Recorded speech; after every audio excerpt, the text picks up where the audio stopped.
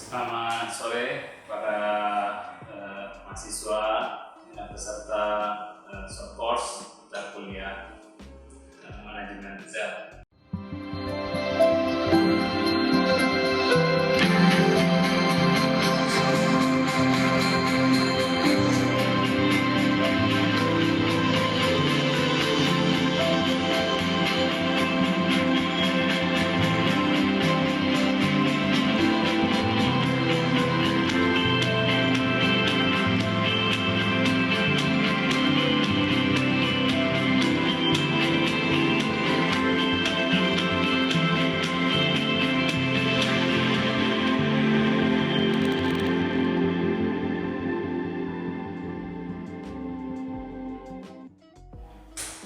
Pada kesempatan ini saya akan menjelaskan materi yang terkait dengan manajemen sumber daya manusia dalam konteks bisnis retail. Jadi pada sesi yang lain barangkali sudah ada perkuliahan yang menjelaskan tentang bagaimana proses pengelolaan sumber daya manusia khususnya di bisnis retail atau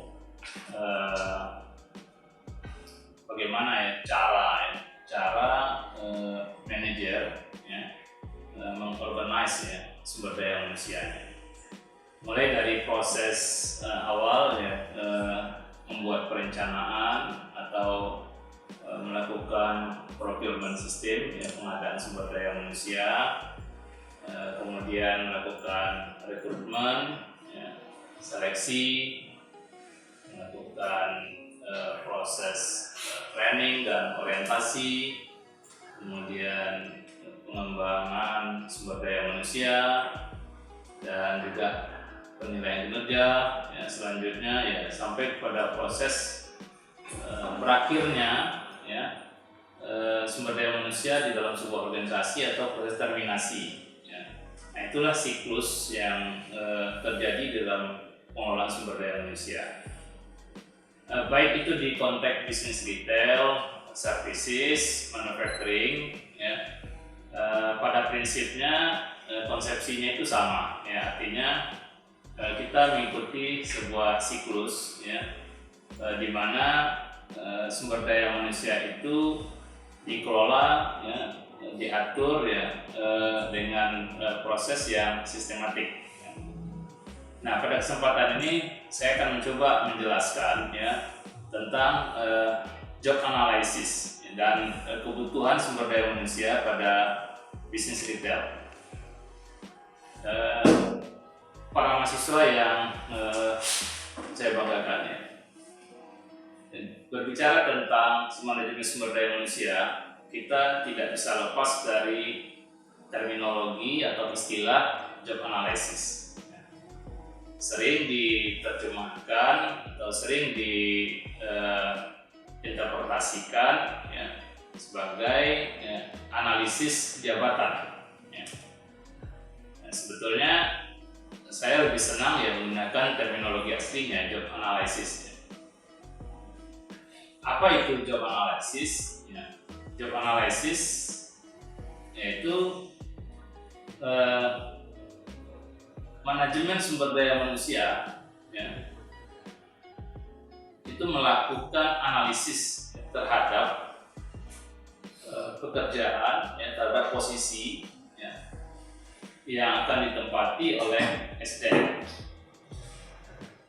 Secara sederhana bisa kita terjemahkan bahwa job analysis itu menghasilkan dua bentuk luaran. Yang pertama yaitu berupa job description atau deskripsi pekerjaan. Yang kedua, job specification atau spesifikasi pekerjaan. Nah, di dalam pembahasan sumber daya manusia, kita melihat dua hal ini merupakan hal yang sangat penting, karena ini akan terkait dengan proses-proses pengelolaan sumber daya manusia sampai kepada tahap terminasi atau berakhirnya. Jadi mulai dari awal, mulai dari proses rekrutmen atau hiring, di situ sudah muncul output yang tadi disampaikan, yang diistilahkan dengan job specification. Di situ sudah ditampilkan spesifikasi apa yang menjadi kebutuhan. Nah, nanti akan berkaitan juga dengan proses sumber daya manusia berikutnya, proses seleksi. Ya. Apakah kandidat atau calon yang diseleksi ini eligible atau tidak, memenuhi syarat atau tidak. Nah, keterpenuhan syaratnya ini mengacu kepada job specification yang tadi yang sudah dirancang. Lalu nanti kalau sudah masuk ke dalam konteks pekerjaan, sudah melalui proses training dan orientation, nanti ditempatkan di satu posisi, maka di situ sudah ada gambaran jelas ya tentang deskripsi pekerjaan atau apa yang kita istilahkan dengan job description. Nah, job description ini di sini memberikan gambaran sebetulnya ya, kepada pemegang jabatan sejauh mana tanggung jawab, tugas, dan fungsi, wewenang, serta standar kinerja ya, yang harus diikuti. Nah, jadi kembali ke bagian awal yang saya sampaikan, bahwa sebetulnya ada dua output atau luaran dari job analysis tadi. Yang pertama tadi disebut dengan job description atau deskripsi pekerjaan. Yang kedua disebut dengan job specification. Ini dua hal yang saling berkaitan ya. Artinya output dari job analysis itu dia akan menghasilkan ya dua bentuk deskripsi ya yang berkaitan dengan pekerjaan. Nah, prosesnya bagaimana untuk melakukan job analysis? Nah, proses dalam melakukan job analysis atau analisis jabatan ini khususnya ya kalau kita memulai dari yang baru ya, artinya kita belum pernah memberikan atau menyampaikan ya seperti apa job analysis ya, katakanlah kalau kita bercerita tentang bisnis retail ya, bisnis retail seperti sekarang ya, kalau kita lihat ya di Indonesia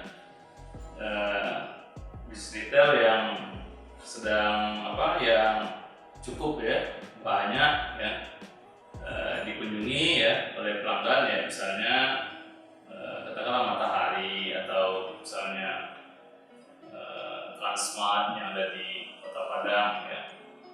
Nah, mereka itu sudah punya sebetulnya ya seperti apa job analysis untuk store manajernya ya. Jadi satu unit bisnis yang ada di sebuah kota ya itu di handle oleh store manager di bisnis retail.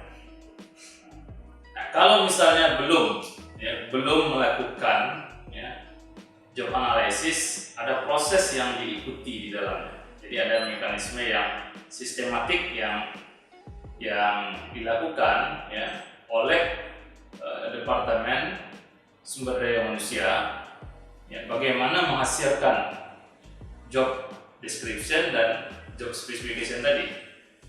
Nah, proses yang dilalui yaitu yang pertama mengumpulkan informasi. Jadi semua informasi yang berkaitan dengan pekerjaan, tanggung jawab, ya, keahlian, ya, persyaratan-persyaratan menyelesaikan tugas itu dikumpulkan, ya, di data. Jadi misalnya ada posisi yang dikatakan di situ misalnya sebagai asisten store manager misalnya. Apa saja yang menjadi deskripsi pekerjaannya. Nah, kalau selama ini misalnya belum diuraikan dengan jelas, maka dilakukan pengumpulan informasi. Nah, bagaimana cara mengumpulkan informasinya? Nah, ini ada beberapa metode yang digunakan ya di dalam sumber daya manusia. Ya, kita sering ya mendengar ya ada istilahnya misalnya melalui beberapa pilihan-pilihan ya metode pengumpulan informasi. Misalnya dengan melakukan observasi, ya. Observasi, nah itu diamati ya satu persatu. Ya dilakukan observasi, ya dilihat ya apa ini. Kalau misalnya melakukan ya dia melakukan pekerjaan ya dalam bisnis retail, misalnya dia melakukan supervisi ya terhadap tenaga penjual. Nah ini diobservasi apa yang dia lakukan setiap hari. Ini pengumpulan informasi dengan metode observasi. Yang kedua, itu melakukan pengumpulan data dengan metode kuesioner. Nah, jadi didistribusikanlah kuesioner ini ke lapangan, ya, lalu diminta, ya, respondennya itu yang di lapangan itu tentu ya internal stakeholders dari bisnis retail sendiri. Jadi bukan kepada pembeli ya, tapi internal stakeholdersnya ya diberi kuesioner, nah, kemudian diminta untuk melengkapi sehingga mendapatkan gambaran pekerjaan apa yang dilakukan. Itu dengan metode yang kita gunakan dengan istilah kuesioner. Atau ada menggunakan pendekatan-pendekatan lain, itu pencatatan dengan model catatan harian ya, aktivitas sehari-hari apa yang dilakukan. Nah, itu dicatat ya, dikumpulkan, lalu itulah yang dikelompokkan ke dalam position ya, ke dalam job tadi itu ya, dalam dari catatan harian tadi dilaksanakan. Nah, kalau kita sudah peroleh informasi ya, maka kita bisa untuk melakukan identifikasi. Jadi informasi-informasi yang diperoleh itu sangat membantu bagi para pengelola ya. Pengelola itu siapa? Ya, Departemen Sumber Daya Manusia ya. Kalau di perusahaan kita kenal dengan HR Manager atau Human Capital Manager. Nah, Human Capital ini menggunakan informasi itu untuk menentukan seberapa penting ini pekerjaan ini. Tentu menentukan apa yang menjadi kebutuhan ya, kelengkapan pekerjaan. Jadi kalau misalnya yang berkaitan dengan pekerjaan yang mengandung risiko safety misalnya, keamanan, apa kelengkapan yang disiapkan situ. Ya. Lalu juga di sini memberikan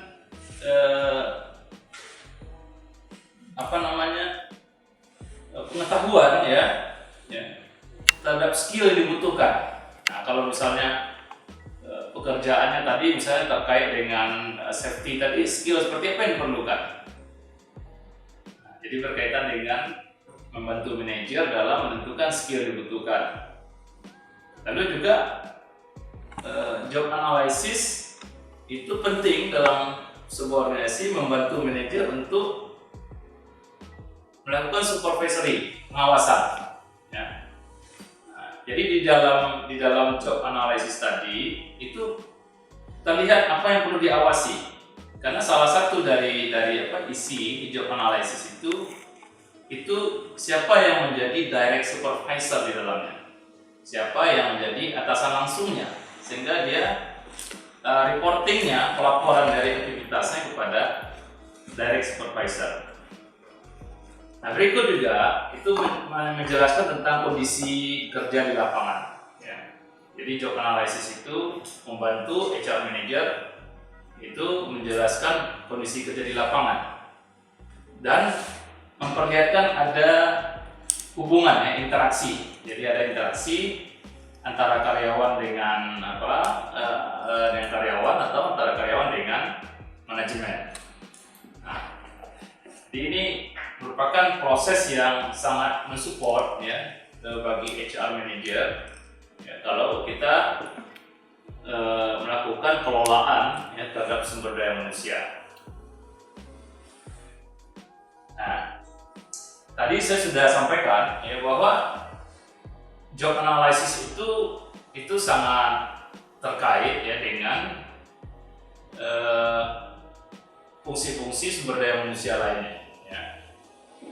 Itu baik di dalam fungsi perekrutan, ya, atau dalam seleksi, atau appraisal, penilaian, atau fungsi kompensasi, ya, penggajian atau insentif, atau pelatihan dan pengembangan. Nah, bagaimana kita melihat keterkaitannya di sini?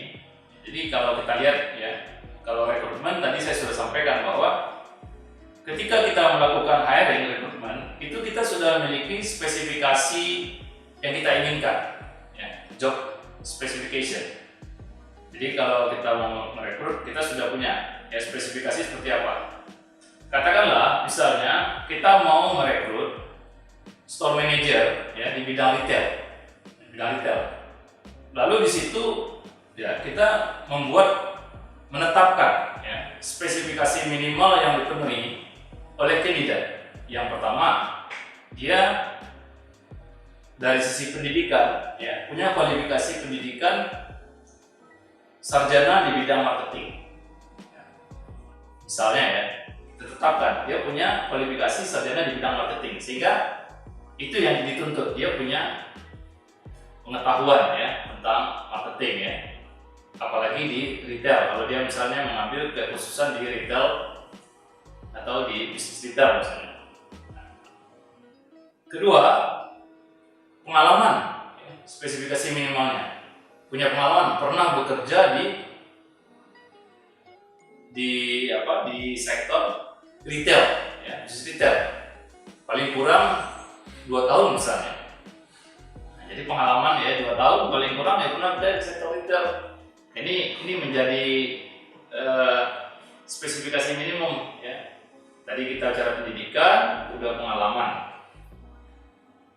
Lalu yang ketiga, ya, spesifikasi minimumnya itu, nah, Anda mau pilih, ya, store manager itu apakah punya preferensi, ya, mau memilih yang pria atau wanita. Nah, ini boleh saja, ya, atau tidak mencantumkan, ya, karena bisa berpotensi untuk bias gender atau diskriminasi, mungkin tidak cantumkan, ya, pria atau wanita. Kemudian kualifikasi berikutnya jadi dari pendidikan, pengalaman, kompetensi, ya. Kompetensi misalnya dia itu punya sertifikasi, ya, certified di bidang marketing misalnya. Nah, dia sudah teruji, ya, kompetensi di bidang marketing misalnya, atau di bidang retail bisnis. Nah, persyaratan usia misalnya. Nah, ini kan termasuk dalam spesifikasi yang ditetapkan, ya, usia. Ya. Jadi kita mau hire, ya, store manager yang usia berapa, ya, apakah mau yang fresh graduate, ya, atau boleh saja misalnya di dalam spesifikasinya dikatakan yang boleh tidak berpengalaman tapi pendidikan minimal S2, ya, S2 dari Business Administration misalnya, ya, atau MM, Digital Management misalnya, di bidang marketing, misalnya seperti itu, ya. Ada yang begitu, dia tidak mengisyaratkan pengalaman tapi kualifikasi dinaikkan. Nah, jadi pilih salah satu misalnya.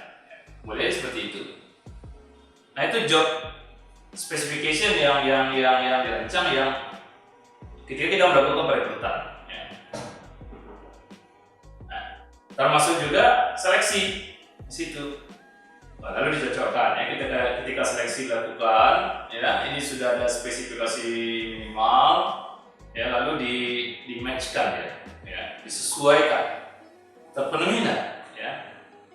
Nah, kalau terpenuhi itu berarti eligible, ya.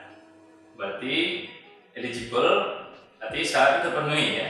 Baik kita sampai kepada materi ya, bagaimana penggunaan job analysis implementasinya. Tadi sudah diungkapkan, ya, ini terkait dengan proses atau tahapan yang ada dalam fungsi sumber daya manusia, perekrutan, seleksi, appraisal, kemudian sistem pengkajian dan pelatihan dan pengembangan. Ya. Jadi tadi sudah sampaikan bahwa kalau kita lihat di dalam proses rekrutmen dan seleksi itu ada persyaratan yang diikuti, kemudian eligible nggak? Persyaratan itu yang tadi yang dikatakan dengan job specification. Nah, kalau kita lihat di appraisal sistem penilaian, siapa yang dinilai? Ya, kalau konteksnya misalnya store manager itu di dalam job deskripsinya itu atau deskripsi kerjaan, ya, ada uraian yang mengungkapkan ada standar minimal yang harus dia penuhi dalam pekerjaannya. Ya, jadi ada standar minimal, ya, atau istilahnya dalam SDM itu ada workload yang dipenuhi. Nah itu diukur untuk menentukan apakah dia itu best perform, ya, atau hanya biasa saja, atau dia rendah, ya, low perform. Ya. Nah kalau misalnya dia melebihi dari standar, berarti dia juga berhak, ya, memperoleh insentif yang lebih. Nah itu dikaitkan dengan appraisal. Jadi juga terkait dengan kompensasi, penggajian, dan insentif. Ya. Kemudian dengan pelatihan dan pengembangan misalnya, dikaitkan ya job analysis tadi, misalnya di dalam job deskripsi tadi terungkap bahwa mereka itu dibandingkan dengan standar yang ada, hasilnya rendah, ya, hasil pekerjaannya, kinerjanya. Berarti dia memerlukan training dan pengembangan. Maka perlu dikirim untuk mengikuti pelatihan-pelatihan yang peningkatan kompetensi. Jadi itu kaitan yang ada di dalam fungsi-fungsi atau mekanisme pengelolaan sumber daya manusia. Lalu kalau kita lihat, ya, informasi-informasi apa yang ada yang perlu dirinci di dalam pengelolaan sumber daya manusia, ya. Terkait dengan dua macam output kita tadi ya, job description dan job specification.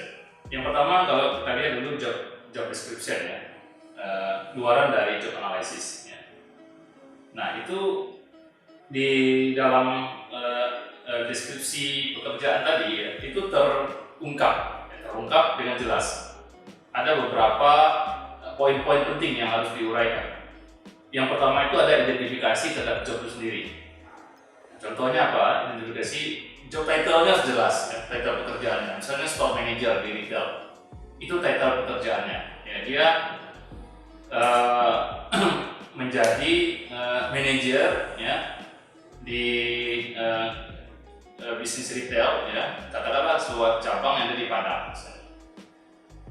Lalu di dalam identifikasi itu juga ada yang disediakan dengan mekanisme reporting, pelaporan. Pada siapa dia memberikan reportnya? Ya. Nah, kalau dia misalnya store manager, dia posisinya dia berikan report pada yang di atasnya. Misalnya regional manager ya untuk Sumatera misalnya, dia memberikan reporting pelaporan. Ya. Lalu terkait dengan lokasi, ya, penjelasan tentang di mana ya lokasi yang menjadi tanggung jawabnya, ya, di Padang. Ya.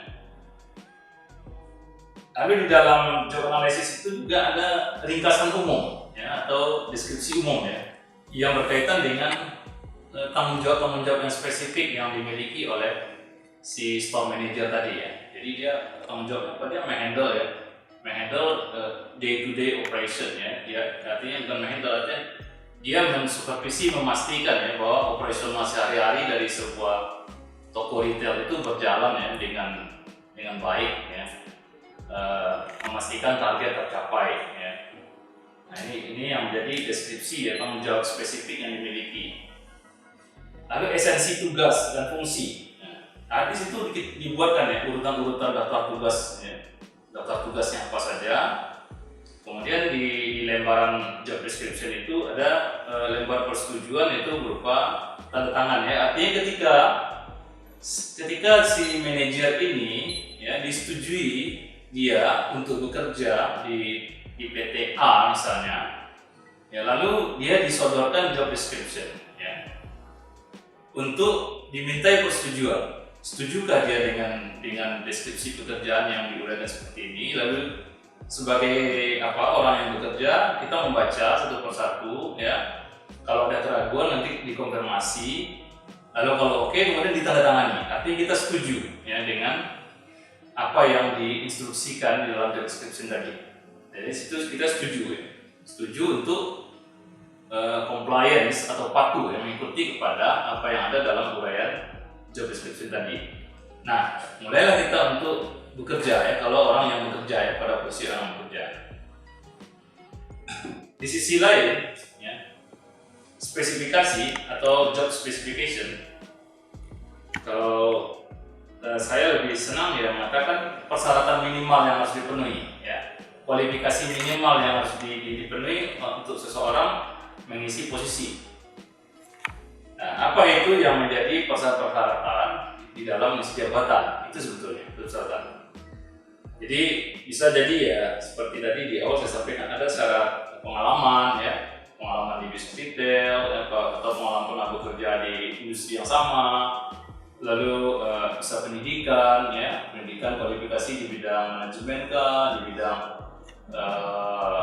marketing kah ya, lalu yang berkaitan dengan persyaratan yang berkaitan dengan misalnya kalau diambil dari internal hiring ya, nah, dia misalnya sudah mengikuti manajemen training level berapa, misalnya ada MT1, MT2 ya, tergantung dari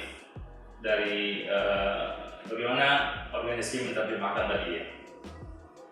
Dan lalu juga di situ ada program-program khusus yang mungkin bisa mencerminkan kompetensi ya, kompetensi yang dimiliki oleh kandidat. Jadi misalnya ada dia itu pernah mengikuti program sertifikasi ya, certified marketing analyst misalnya, seperti itu ya. Jadi dia punya pengakuan ya, rekognisi yang mengakui kompetensinya. Nah, ini menjadi persyaratan ya, atau bisa menjadi nilai tambah ya ketika dia itu masuk ya, di hire untuk mengisi jabatan tertentu. Nah, jadi ini yang menjadi poin penting ya. Ada dua perspektif di dalam job analysis. Jadi sebetulnya kalau saya summary-kan dalam mengelola sumber daya manusia, kita perlu melakukan job analysis terhadap pekerjaan. Kenapa kita perlu melakukan? Ya, karena melakukan job analysis kita akan menghasilkan dua output. Yang pertama job description, yang kedua job specification. Kedua output tadi dia akan saling berkaitan dengan fungsi-fungsi sumber daya manusia lainnya. Sehingga ketika ya dilakukan ya pengelolaan sumber daya manusia, ini yang kita sebut dengan job description dan job specification ini menjadi acuan ya, acuan dalam melakukan evaluasi ya terhadap SDM kita. Nah, ini yang terkait dengan job analysis ya. Kemudian kita lihat ya bagaimana memahami ya kebutuhan sumber daya manusia. Nah, ini berkaitan dengan proses bagaimana kita merencanakan SDM di masa yang akan datang. Ya. Jadi analisis kebutuhan sumber daya manusia, sebetulnya kita berpikir bagaimana human resource planning untuk jangka pendek dan jangka panjang, bisa setahun ke depan atau lebih dari setahun ya perencanaan strategic plan tentang SDM yang dibuat. Nah, berbicara tentang perencanaan sumber daya manusia, ini tentu kaitannya dengan proses ya bagaimana kita mampu mengisi kebutuhan di masa yang akan datang.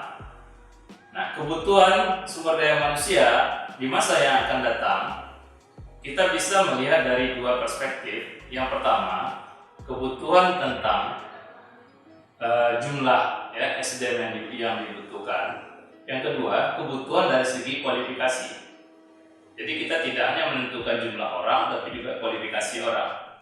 Nah, di dalam proses perencanaan kebutuhan ya, sumber daya manusia, apapun industrinya, baik itu retail, baik itu manufacturing, baik itu jasa, kita bisa melihat ada keseimbangan antara dua sisi ya. Dua sisi artinya melihat dari aspek demand dan aspek supply ya. Jadi ada aspek demand, kebutuhan, ada aspek supply, ketersediaan. Nah, ini sebetulnya berkaitan dengan analisis lingkungan sumber daya manusia atau pengetahuan kita tentang labor market ya. Pasar tenaga kerja ya, ketersediaan. Nah, kalau kita bicara dengan demand dari sisi demand, permintaan, kebutuhan sumber daya manusia, artinya kita melihat ke internal kita melihat ke bisnis kita. Apa yang menjadi kebutuhan dari bisnis kita di masa yang akan datang? Jadi demand dari bisnis kita itu dari sisi jumlah, ya, kemudian dari sisi kualifikasi. Ya, jumlah itu terkait dengan posisi juga. Ya. Lalu dari sisi supply, ketersediaan, ini dari aspek makronya. Jadi tersedia di pasar tenaga kerja.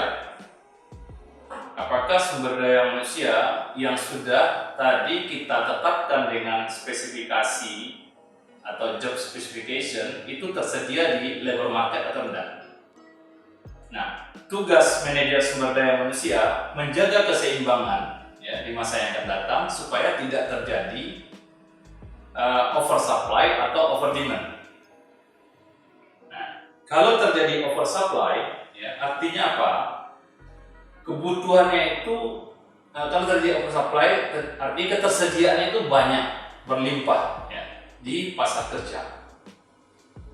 Ya, artinya atau bisa kita terjemahkan tenaga kerja yang ada di dalam perusahaan kita itu atau bisnis retail kita itu banyak sekali ya, oversupply, produktivitasnya jadi rendah. Ya, contoh misalnya gini, ketika ya memasuki ya masa pandemi itu hampir semua bisnis retail mereka melakukan kembali evaluasi ya terhadap ketersediaan tenaga kerja yang dimilikinya yang dihubungkan dengan beban kerjanya. Jadi karena operasional dibatasi ya masa pandemi, kemudian juga konsumen ya, permintaan semakin turun, maka mereka mengurangi jam kerja ya, jadi working hours-nya dikurangi. Lalu shift-nya begitu juga ya, shift karyawan itu akan masa kerjanya itu tidak seperti normal jam kerjanya. Nah, jadi karena adanya pengurangan jam kerja ya, durasi semakin pendek. Nah, ini akhirnya perlu dibuat kebijakan baru ya tentang jam kerja. Misalnya sekarang kalau kita lihat di masa pandemi itu mall itu boleh beroperasional, katakanlah misalnya dulunya buka itu jam 10, sekarang jam 11. Dulu itu tutupnya jam 9 malam, sekarang jam 8 malam ya. Jadi durasi semakin singkat. Nah, kalau tenaga kerjanya tidak dilakukan ya reevaluasi ya, bagaimana memposisikan kembali workload-nya, beban kerjanya, maka akan terjadi over supply. Ya, kalau terjadi over supply berarti itu produktivitas rendah, turun ya berarti. Ya, sementara gaji yang dikeluarkan ya perusahaan mengeluarkan spending yang tidak berkurang, ya, tapi demand terhadap barang atau orang berbelanja semakin turun. Nah, ini akhirnya kan menguras revenue yang ada di perusahaan. Makanya dilakukan kembali pengaturan ya jam kerja, durasi. Itu kalau kita lihat dari sisi over supply ya, kelebihan. Nah, atau sebaliknya misalnya, ketika mau masuk kepada kondisi yang seasonal ya, musim puncak ya, ada yang kita istilahkan dengan ketika itu ada banyak permintaan lah ya, katakanlah ketika masuki lebaran ya, kondisi yang tidak pandemik ya, tapi masuk lebaran mas sebaliknya ya, sehingga tiba-tiba demand itu meningkat ya, naik ya. Ketika demand naik itu tidak tercover oleh SDM yang ada, maka dia perlu melakukan penambahan ya. Artinya di situ terjadi kekurangan atau shortage ya SDM yang ada. Nah, sehingga perlu dia lakukan solusi ya, bagaimana cara menambah dalam waktu singkat. Misalnya dia tidak melakukan penarikan yang permanen, tapi dia menggunakan tenaga kerja yang sifatnya mungkin temporary ya, dia kontrak untuk 1 bulan misalnya seperti itu. Nah, karena kalau dia tetapkan dengan permanen jangka panjang, ini jadi beban, jadi labor cost-nya akan meningkat juga. Jadi dua sisi ini menjaga keseimbangan, itulah tugas dari HR manager. Jadi melihat bagaimana ya analisis terhadap lingkungan dari bisnis tadi ya, melakukan forecasting, peramalan masa yang akan datang untuk melihat ketersediaan sumber daya manusia dengan kebutuhannya. Jadi supply dan demand menjaga supaya seimbang ya. Jadi sebetulnya kalau tugasnya itu ya mengatur itu ya keseimbangan. Contoh lain misalnya, ketika misalnya ada perusahaan atau adalah organisasi ya, kalau sektor publik misalnya, ketika berapa tahun yang akan datang sudah masuk ke dalam posisi masa retirement ya, masa pensiun, berarti sudah mulai berkurang ya SDM. Pertanyaannya, apakah perlu mengganti yang pensiun tadi atau sudah bisa di cover dengan SDM yang ada supaya lebih efisien? Jadi perlu ada action yang dilakukan ya. Jadi membuat planning ke depan bagaimana menjaga keseimbangan ya, terjadi equilibrium ya antara demand dan supply. Jadi kalau misalnya sudah dianggap seimbang, demand dan supply equilibrium, berarti tidak ada no action, hanya maintenance yang ada. Tapi kalau di dalam analisisnya ke depan itu ada terjadi kelebihan ya, over supply. Nah, maka ada beberapa solusi, misalnya mengurangi perekrutan atau men-stop perekrutan, mengurangi jam kerja, working hours, atau menawarkan ya offering pensiun dini ya, atau melakukan perampingan ya, atau layoff misalnya. Nah, kalau pernah ya krisis finansial yang melanda Amerika beberapa waktu yang lalu, itu layoff ya, karyawan di layoff-kan, tidak diberhentikan tapi layoff ya, istirahatkan, kemudian ketika sudah masuk mesin normal dia masuk kembali bergabung, tidak perlu melakukan rekrutmen yang baru ya. Jadi dengan model ya layoff dia bisa on off ya, masuk lagi. Nah, posisi yang lain kalau misalnya tadi kekurangan atau istilahnya shortage ya, kurang SDM, mau kita apakan kalau dia kurang ya? Tentu Departemen Sumber Daya Manusia perlu memikirkan bagaimana mengisi kekurangan ini, apakah dengan cara melakukan hiring, rekrutmen, atau menggunakan temporary ya, sementara saja, atau melakukan rekrutmen yang sumbernya dari dalam atau dari dalam perusahaan yang ada ya. Tidak perlu melakukan rekrutmen dari luar ya, internal sources, jadi mengambil sumber daya manusia yang ada dari dalam ya. Nah, jadi kalau kita lihat ya, tugas ya utama ya dalam pengendalian kebutuhan menciptakan keseimbangan. Bagaimana kita tahu itu akan seimbang atau tidak ya? Karena kita berbicara tentang masa yang akan datang ya, bukan sekarang. Masa yang akan datang yang bisa kita lakukan apa sebagai orang yang mengelola SDM, itu melakukan forecasting, ramalan. Baik, teknik dalam melakukan forecasting atau ramalan tentang kebutuhan sumber daya manusia. Jadi selain dari menggunakan metode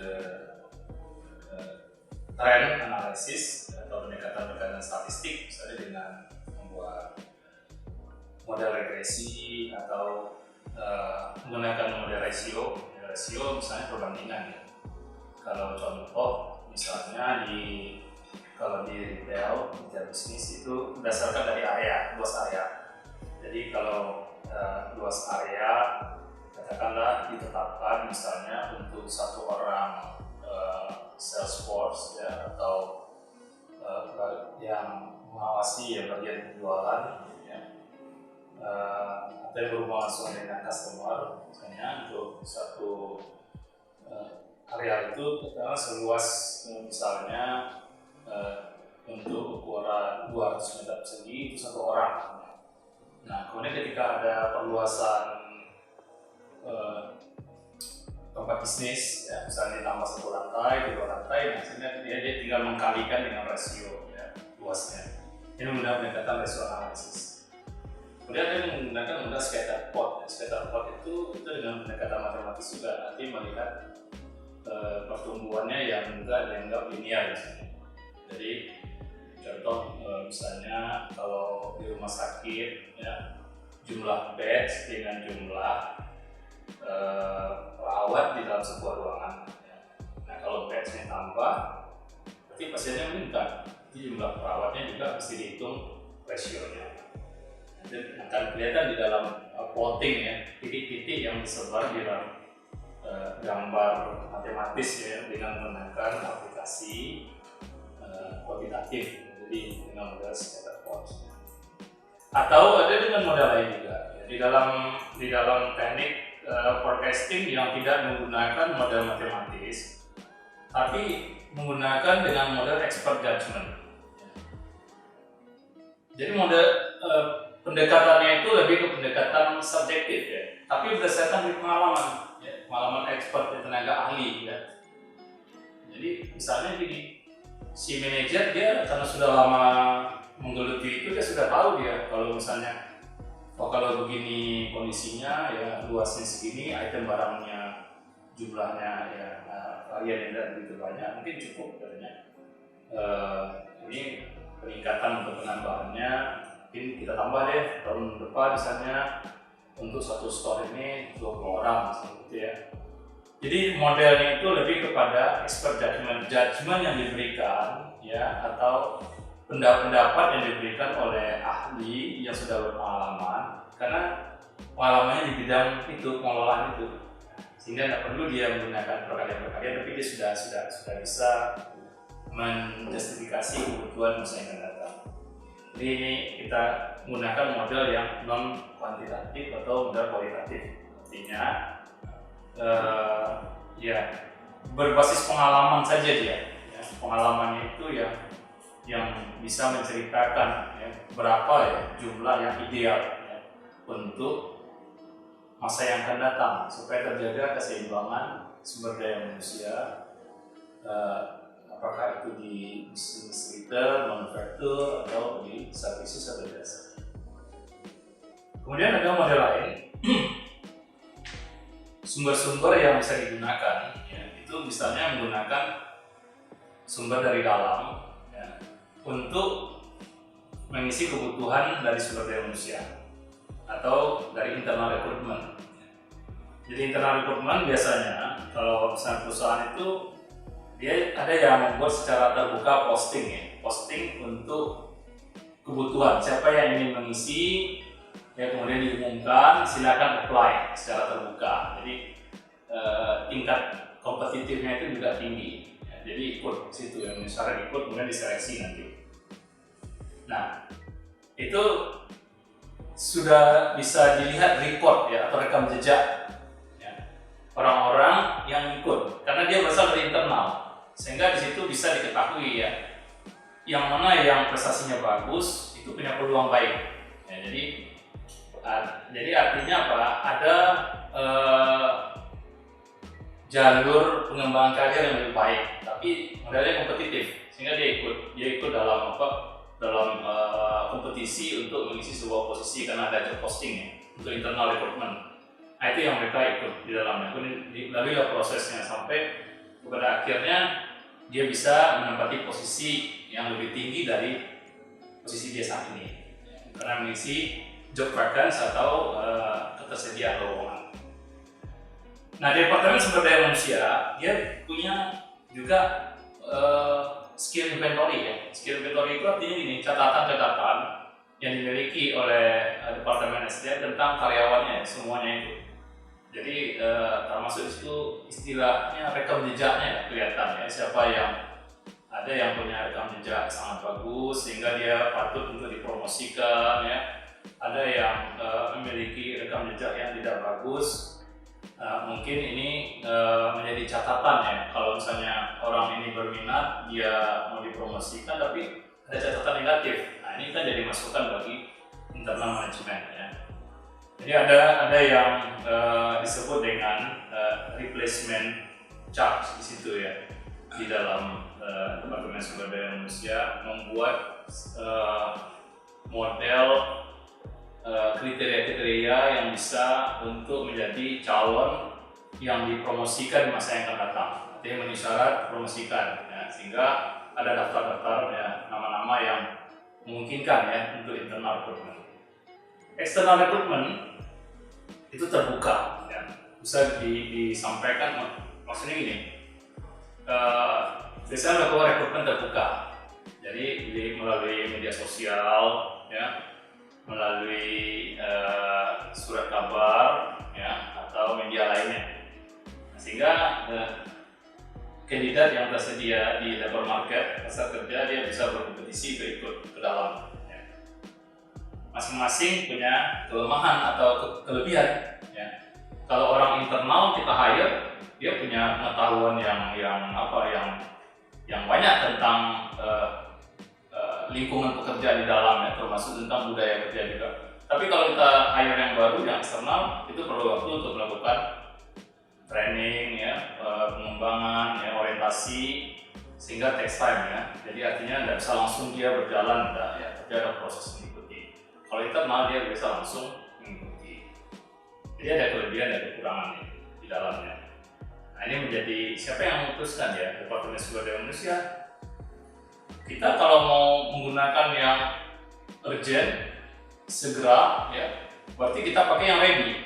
Ya, ready itu sudah pengalaman, sudah tahu ya, sudah bisa mengambil keputusan di dalamnya. Tapi kalau yang kita tidak perlu waktu yang mendesak, masih ada waktu untuk pengembangan, itu akan lebih baik kita melalui proses untuk melakukan development ya, sumber daya yang kita miliki.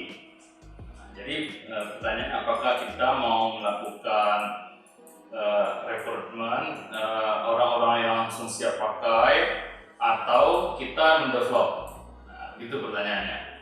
Jadi jawabannya apa? Ya tergantung apakah kita itu perlu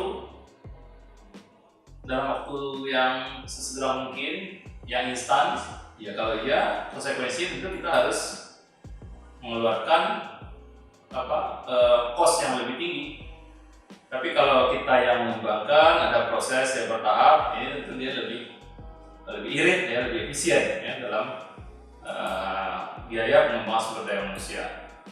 Jadi di sini bisa kita pertimbangkan sejauh mana tingkat urgensinya ya,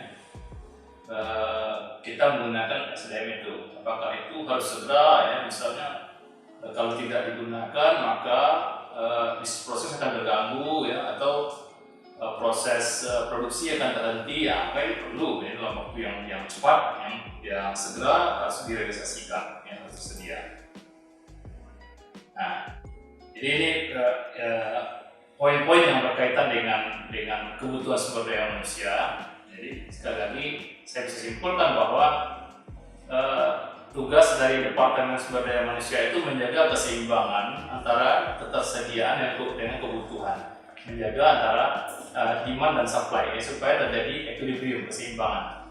Nah kalau terjadi kekurangan maka dia bertugas untuk mencari penambahnya. Kalau terjadi kelebihan Berarti dia berpikir bagaimana untuk mengefisienkan supaya tidak terjadi inefisiensi ya, artinya produktivitas rendah tapi cost yang dikeluarkan tetap ya atau malah meningkat. Maka ini perlu memikirkan solusi atau strategi menjaga supaya tadi keseimbangan masa akan datang. Nah, apa yang digunakan metodenya atau toolsnya itu pendekatan forecasting atau peramalan dengan menggunakan statistik atau yang non statistik, misalnya dengan expert judgment untuk mengetahui sejauh mana kebutuhan. Apakah kita mau hire yang siap pakai, ya, yang ready, atau yang kita develop. Nah, ini tergantung sejauh mana urgensi ya, kebutuhannya. Saya kira itu untuk materi yang terkait dengan bagaimana kita melakukan analisis terhadap pekerjaan dan kebutuhan sumber daya manusia di masa yang akan datang. Untuk materi saya cukupkan sini. Silakan nanti kalau ada pertanyaan ya boleh untuk mengajukan. Saya akhiri dulu.